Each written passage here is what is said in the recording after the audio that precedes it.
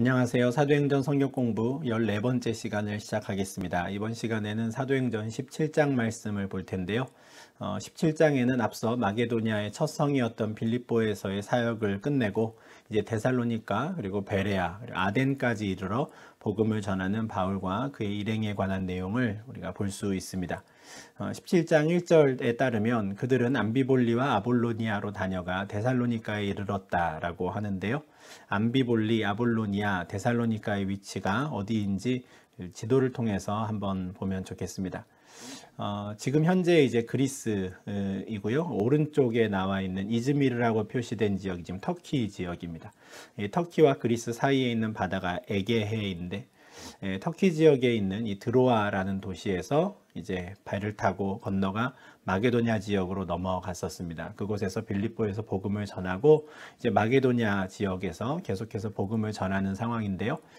방금 파란색으로 표시해 드렸던 그 지역을 좀 확대해서 보면 제일 먼저 복음을 전했던 곳은 빌립보이고요. 이곳에서 이제 8시 방향으로 이동해 내려갑니다. 그래서 암비볼리, 아볼로니아를 지나서 데살로니가까지 가게 되는데 빌립보에서부터 데살로니가까지는 한 160km 정도 되는 거리입니다.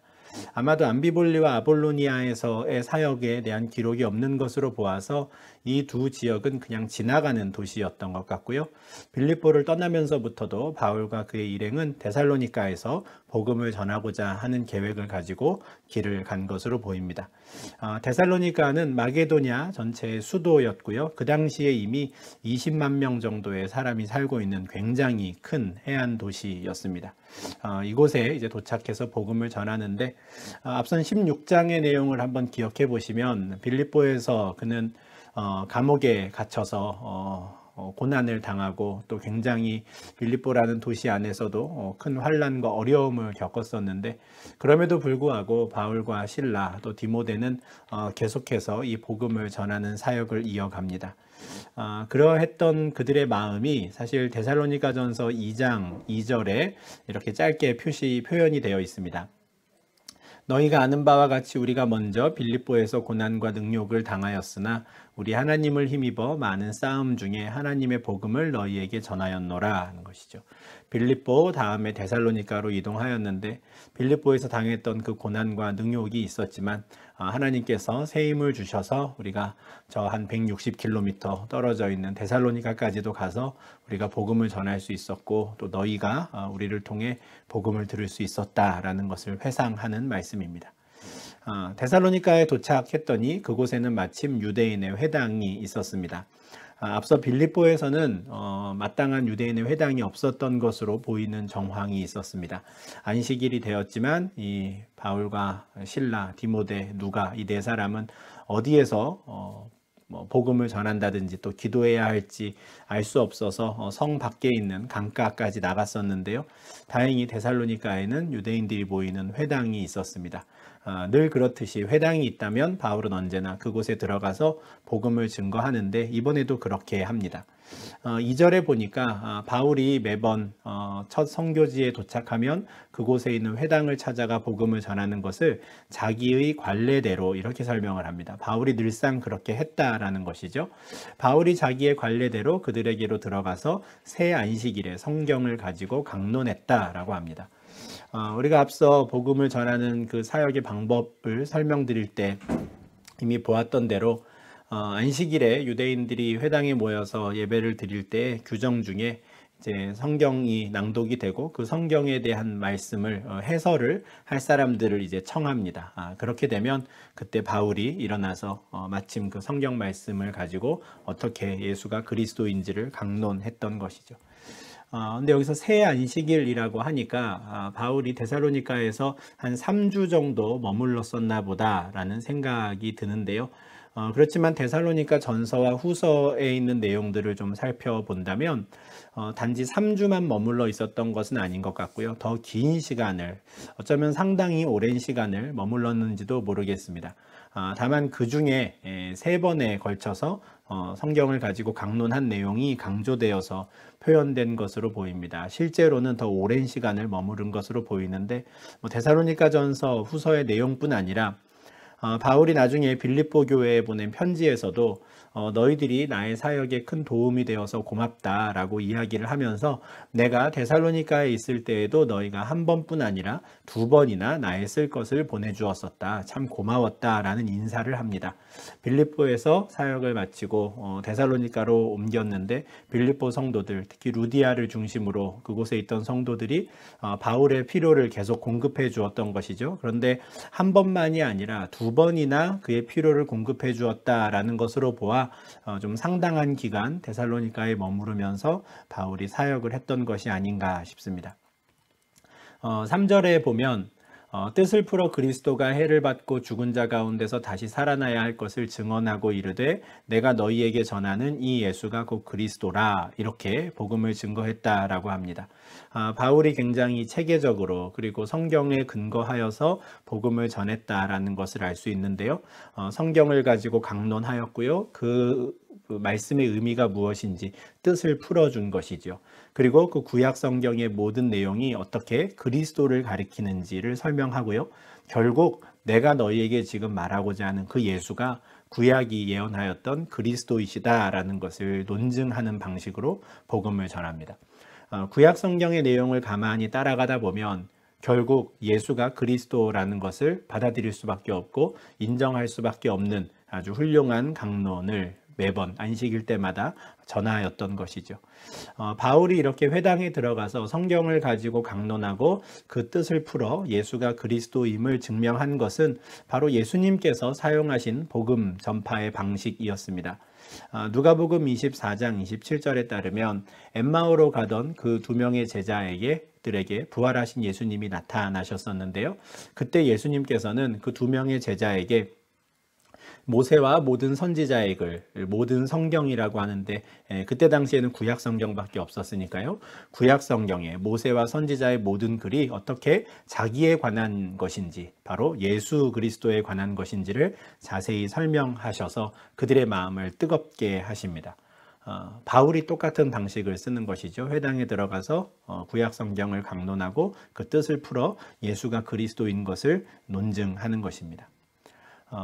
회당에서 바울이 복음을 전하면 그것은 항상 굉장한 효과를 발휘하였고요. 그리고 언제나 반복되는 형태의 그림을 만들어냅니다. 첫 번째 그림은 그 복음을 받아들이는 자들이 있는 것이죠. 4절에 따르면 그 중에 어떤 사람 곧 경건한 헬라인의 큰 무리와 적지 않은 귀부인도 권함을 받고 바울과 실라를 따랐다라고 합니다. 경건한 헬라인, 하나님을 경외하는 이방인들을 의미합니다. 회당에 그 사람들이 함께 들어와 있었다라고 거듭 말씀을 드리는데요. 유대인들도 있었고요. 하나님을 경외하는 이방인들도 있었는데 바울의 복음은 주로 경건한 이방인들, 하나님을 경외하는 헬라인들에게 받아들여집니다. 데살로니가에서의 복음 전파에서 인상적인 부분은 적지 않은 귀부인도 이 복음을 받아들였다라는 이 부분입니다. 공식적으로는 가장 처음으로 사회의 고위층들, 귀족계층 또는 귀부인들이 이 복음을 받아들인 것으로 기록되어 있습니다. 지금까지는 사회 지도층들 또 지도자 계급에서는 이 복음을 받아들인 적이 없었는데 공식적으로 헬라의 로마 제국의 귀부인들이 고위층의 아내들이 여인들이 이 복음을 받아들였다라는 특별한 기록이 있습니다. 이때 복음을 받아들인 경건한 헬라인의 큰 무리들 중에는 이후에 바울과 함께 전도 여행에 동참하게 되는 아리스다고와 세군도라고 하는 사람들도 있었을 것입니다.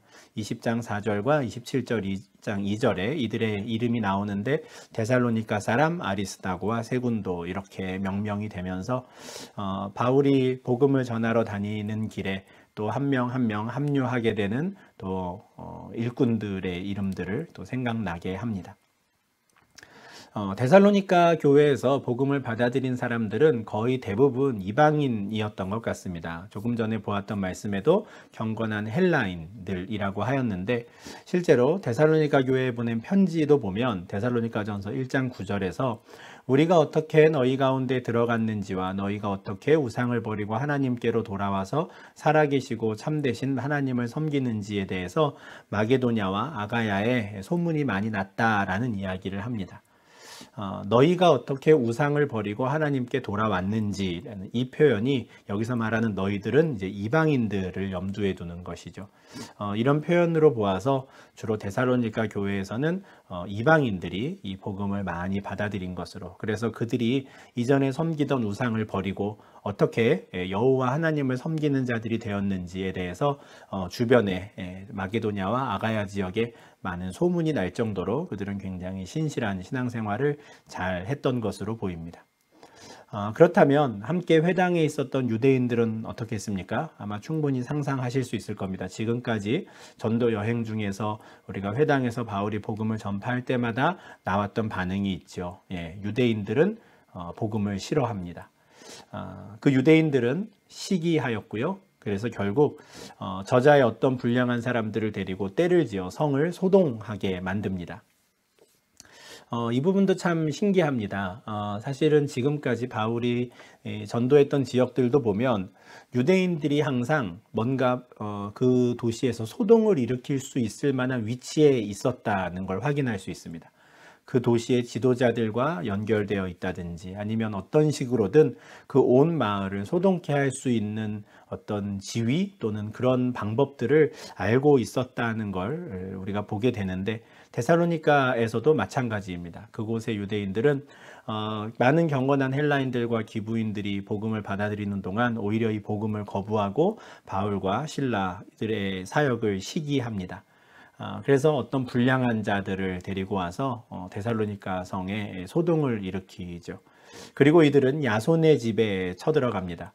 이 야손의 집에서 아마 바울과 그의 일행이 머물고 있었던 것 같은데, 그의 집에 침입해 들어가서 이 바울의 일행을 잡아내려고 했던 것이죠.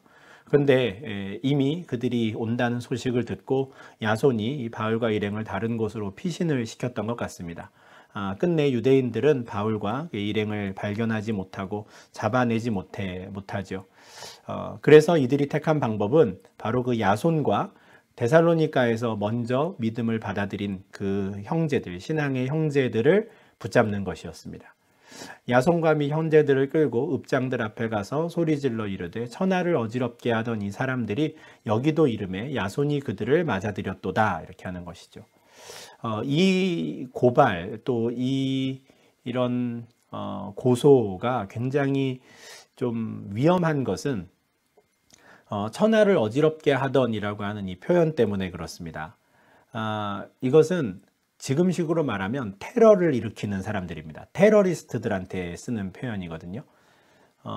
근데 우리 데살로니가에 테러를 일으킬 사람들이 들어왔는데 야손과 이 사람들이 그들을 맞아들였다라고 하는 것이죠. 무슨 말입니까? 이들이 테러리스트들과 한패다라고 말하는 겁니다.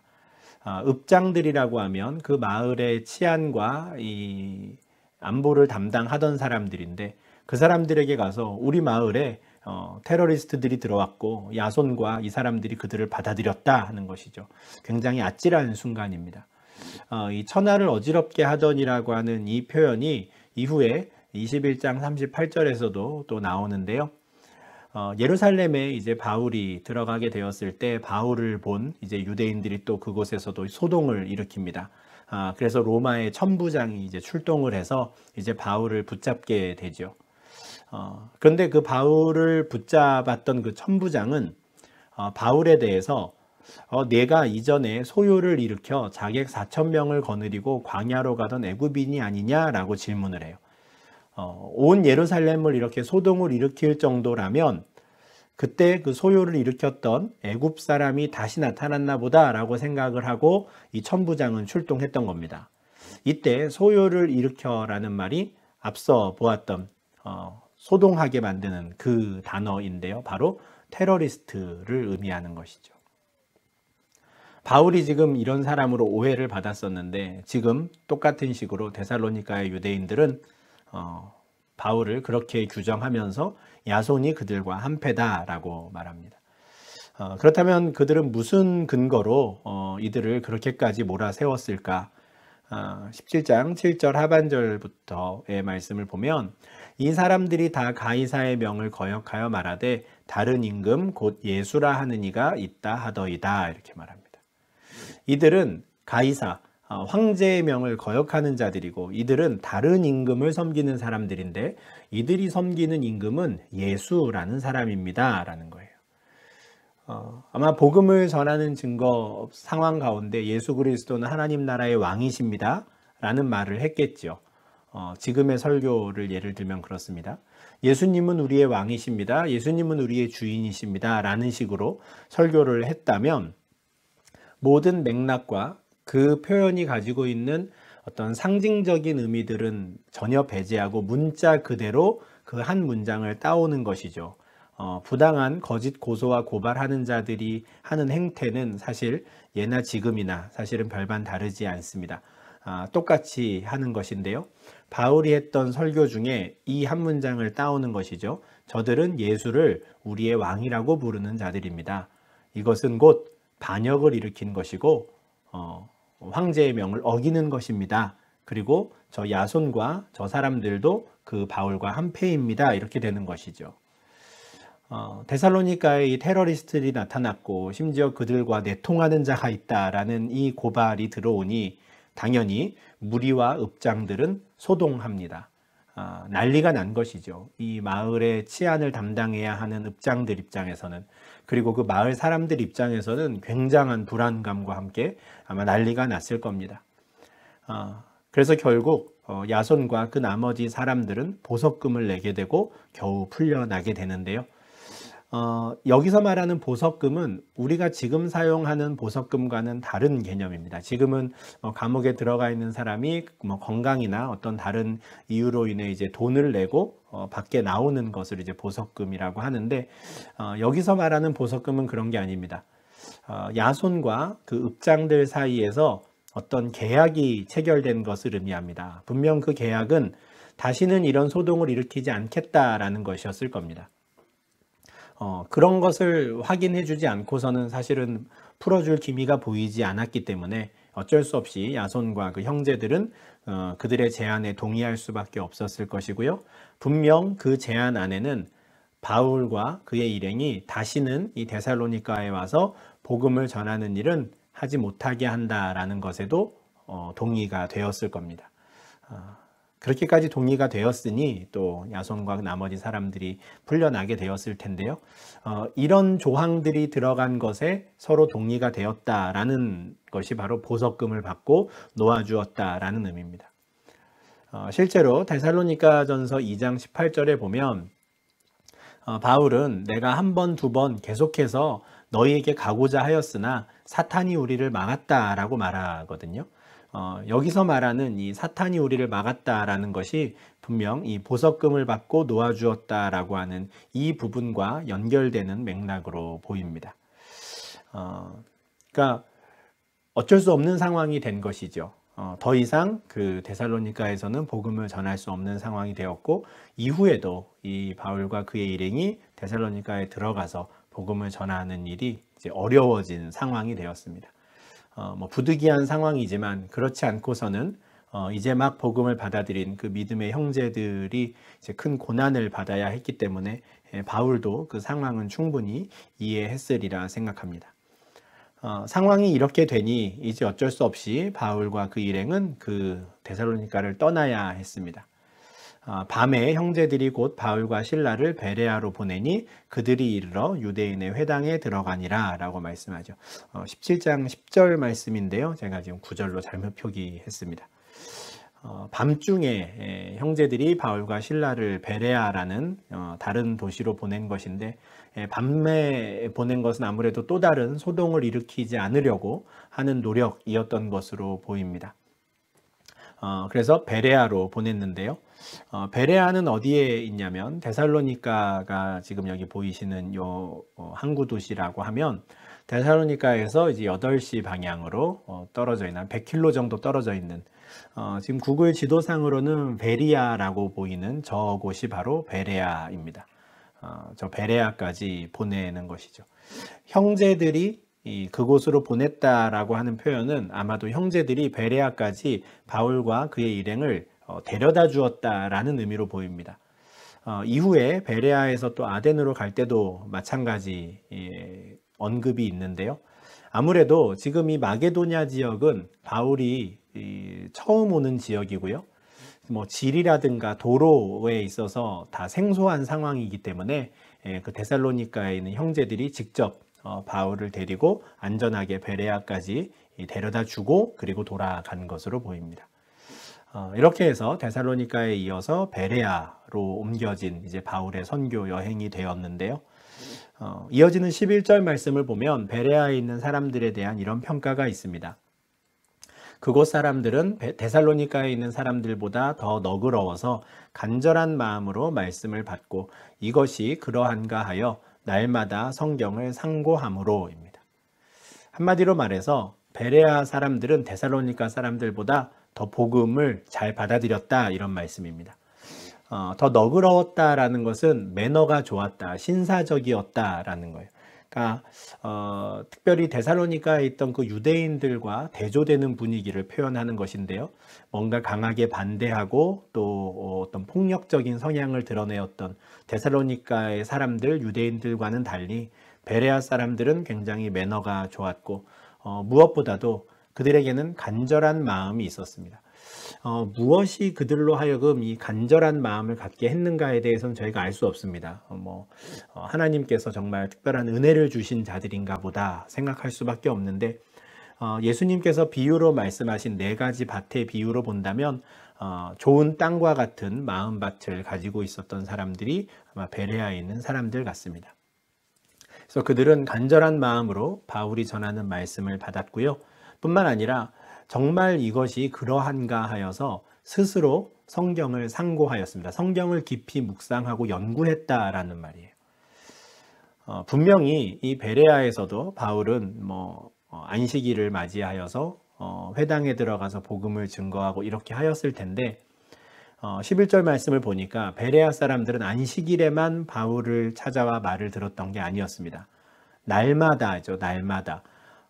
매일매일 간절한 마음으로 성경을 상고하고 과연 이 말씀의 의미가 무엇인가, 정말 이 구약의 모든 말씀이 예수 그리스도를 가리키고 있는가를 묵상했다라는 겁니다.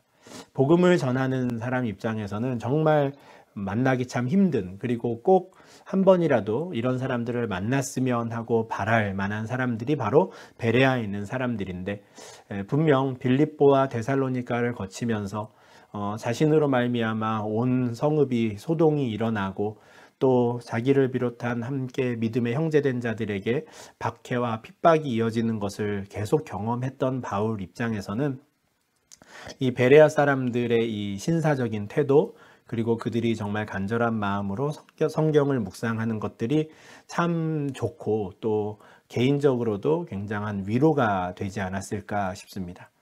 하나님께서 그를 위로하시기 위해 이 베레아 사람들을 만나게 하신 게 아닌가 싶을 정도로 그들은 굉장히 좋은 신앙의 태도를 보이고 있었습니다. 그리고 실제로 그들에게도 열매가 많이 맺혔죠. 그 중에 믿는 사람이 많아졌고요. 역시나 여기에서도 헬라의 귀부인들이 등장합니다. 이들이 또한 복음을 받아들이죠. 또한 여인들만이 아니라 남자들 중에도 많은 사람들이 복음을 받았습니다. 참 뜻하지 않게 데살로니가를 떠나 한밤중에 도망치듯이 베레아로 갈 수밖에 없었지만 또 그곳에서 잘 준비된 또 하나님이 택한 백성들을 만나게 하시는 은혜를 경험합니다. 20장 4절에는 이 베레아 사람 중에 이제 부로의 아들 소바더라고 하는 사람이 또 언급이 되는데요. 이 사람도 역시 이후에 아시아 지역으로 넘어오는 바울의 전도 여행 가운데 또 함께하는 사람이 됩니다. 데살로니가 베레아에서 참 힘든 사역들을 하였지만 그 가운데 귀한 믿음의 열매들을 맺게 하시고 특별히 바울의 동역자들도 또 세워주시는 하나님의 은혜를 보는 것이죠. 복음을 전한다는 것은 이런 것 같습니다. 처음부터 하나님을 전혀 모르는 자들에게 들어가서 복음을 전하는 것인데 어떻게 모든 사람들이 척척 믿음을 받아들이고 아무런 거부감 없이 다 한마음이 될 수 있겠습니까?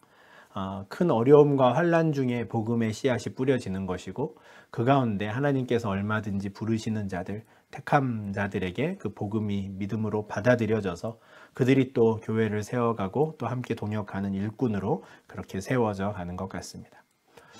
이렇게 참 베레아에서 좀 감사한 귀한 사역을 하고 있는데 13절에서 또 참 안타까운 상황이 벌어집니다.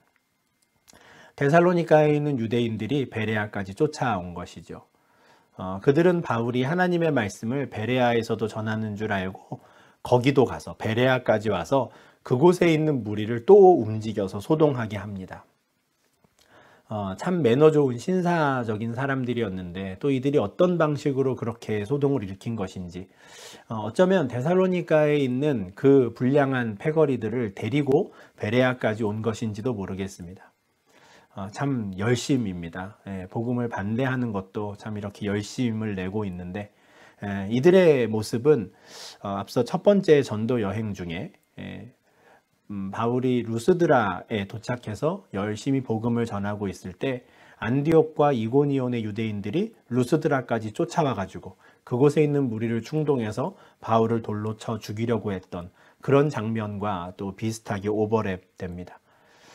복음을 잘 받아들이는 자들이 있는 반면에 이렇게 정말 길을 쓰고 쫓아다니며 바울을 박해하고 핍박하고 복음을 전하는 것을 방해하는 사람들이 있었습니다.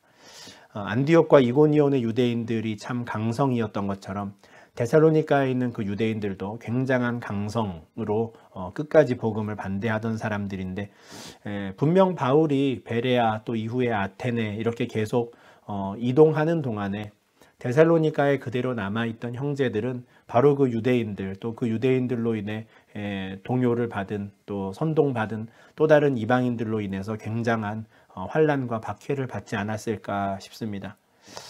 데살로니가 전서에는 또 이런 상황에 대해서 바울이 굉장히 안타까워하는 모습들이 실제로 나오는데요. 1장 6절, 2장 14절, 3장 3절에 보면 데살로니가 교회의 성도들이 받았던 환난에 대해서 계속 이야기합니다. 그렇지만 그들이 그냥 환난을 받고 그냥 엎드러지고 쓰러지고 믿음을 잃어버리는 것이 아니라 그들이 많은 환난 가운데에서도 성령의 기쁨으로 말씀을 받았고 우리와 주를 본받은 자가 된 것을 바울은 기뻐하고요. 이 많은 환난, 정말 그 강성의 데살로니가의 유대인들 틈바구니 속에서도 이들은 정말 믿음과 소망과 사랑의 열매들을 잘 맺어내는, 그래서 이들의 믿음이 이 마게도냐와 아가야 온 지역에 소문이 퍼질 정도로 굉장히 훌륭한 신앙인들로 이렇게 세워져 갑니다. 참 하나님의 은혜이죠. 길을 쓰고 막는 자와 그럼에도 불구하고 그들의 신앙을 키우시고 지키시는 하나님의 사랑과 은혜를 이렇게 함께 경험하게 되는 것 같습니다. 복음이 전해지면 복음을 받아들이는 자와 거부하는 자, 그 두 그룹의 사람으로 나누어지듯이 이후에도 끝까지 반대하는 사람과 또 끝까지 하나님께서 연단시키는 이 두 그룹의 사람들로 계속해서 나누어져 가는 것 같습니다. 데살로니가에 있던 유대인들이 베레아까지 쫓아와 가지고 그곳에서도 또 소동을 일으키니 또 어쩔 수 없이 바울은 베레아를 떠나야 하는 상황이 되었습니다. 14절과 15절 말씀인데요. 형제들이 곧 바울을 내보내어 바다까지 가게 하되 실라와 디모데는 아직 거기 머물더라. 바울을 인도하는 사람들이 그를 데리고 아덴까지 이르러. 이번에도 형제들은 어쩔 수 없이 바울을 내보냅니다. 그런데 데살로니가와 또 베레아를 거치면서 유대인들이 타겟을 바울로 한정한 것 같아요. 아마 가장 눈에 띄는 사역을 했던 사람이고 가장 앞장서서 말씀을 강론했던 사람이었기 때문에 바울 한 사람만 우리가 없앤다면 성공이다라고 생각한 것 같습니다. 그래서 이 베레아의 형제들은 일단 급히 바울 한 사람이라도 다른 곳으로 피신할 수 있도록 합니다. 그리고 상대적으로 덜 이렇게 관심을 끌었던 실라와 디모데는 다행히 계속해서 베레아에 머물 수 있었습니다. 실라와 디모데가 그곳에 머무르면서 이제 성도들을 또 믿음의 형제들을 돌보았을 텐데요. 바울 한 사람을 먼저 바닷가로 보낸 이후에 그곳에서 배를 타고 아덴까지 인도해 내려갑니다. 약 한 480km, 거의 한 500km 정도까지 떨어진 저 먼 곳으로 보내는데 그만큼 이 데살로니가의 유대인들이 굉장한 강성이라서 그냥 인근 도시 어디로 갔다가는 끝까지 쫓아올 기세였던 것 같습니다. 그래서 어쩔 수 없이 바다로 해서 이제 아덴까지 내려가게 되는데 지도를 보면 이제 베레아에 있던 자들이 바닷가로 갔다라고 하는 것으로 보아 대부분의 학자들이 이제 육로가 아니라 바닷길을 통해서 아덴, 지금의 아테네로 갔을 것이다라고 생각을 합니다. 제가 지금 이렇게 화살표로 그은 이 항로가 실제 바울의 항로는 아닙니다. 어떤 항로를 거쳐서 아덴까지 갔는지 저희가 알 수는 없으니까요. 다만 추정컨대 그냥 보이는 대로 그냥 이렇게 제가 선을 그어서 표시한 것입니다. 다만 바닷가로 갔다라는 것을 생각하시고 베레아에서 아덴까지는 육로가 아니라 해로를 통해서 이동했나 보다 이렇게 생각을 하시고 또 성경을 묵상하시면 좋겠습니다. 이렇게 부랴부랴 베레아에서 아덴까지 형제들이 이제 바울을 보내었는데요. 앞서 말씀드린 대로 실라와 디모데는 그대로 베레아에 남아 있습니다. 바울 혼자 이동한 것이죠. 그래서 바울을 인도하는 사람들이 바울을 이제 아덴까지 데려다 주었을 때 바울은 그 형제들에게 실라와 디모데를 나에게 속히 보내달라라고 부탁을 하고 그들을 보냅니다.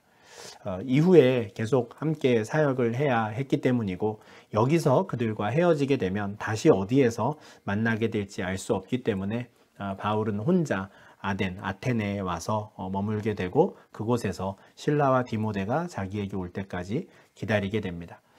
우리가 다음 회차에서 보게 될 이제 아테네에서의 복음 사역은 이처럼 실라와 디모데가 올 때까지 기다리는 동안에 이제 바울이 혼자서라도 그 아테네에 있는 사람들에게 복음을 증거했던 상황입니다. 이 부분에 대해서는 이제 다음 영상에서 저희가 보게 될 텐데요. 아테네까지 이르게 되는 동안에 바울의 전도 여행 팀의 그 팀원이 어떻게 달라졌는지를 한번 좀 정리하도록 하겠습니다.